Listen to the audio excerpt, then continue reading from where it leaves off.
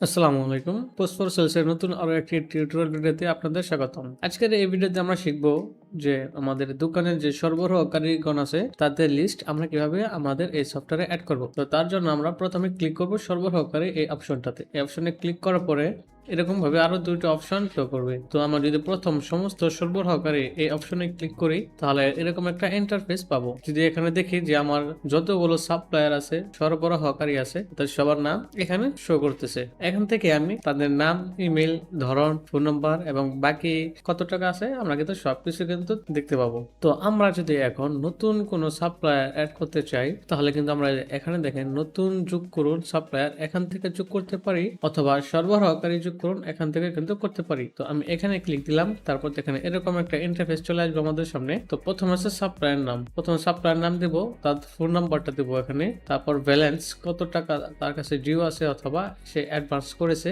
সেটা কিন্তু আমরা এখান থেকে এন্ট্রি করে দিতে পারবো। তারপর ইমেল এবং ঠিকানা, তারপর আর কিছু ঠিকানা আছে, আপনি বিলিং অ্যাড্রেস যদি আরো প্রপারলি কিছু লিখতে চান তাহলে এখান থেকে লিখতে পারবেন। তারপর চাইলে তার একটা ছবি দিতে পারবেন। তারপর সবকিছু ওকে হয়ে গেলে তারপর সংরক্ষণে ক্লিক করে দিবেন। তো এইভাবে আপনারা তাদের নাম অ্যাড করবেন। তো এই ছিল সরবরাহকারী লিস্ট অ্যাড করার টিউটোরিয়াল ভিডিও। দেখা হচ্ছে পরবর্তী ভিডিওতে। আল্লাহ হাফেজ।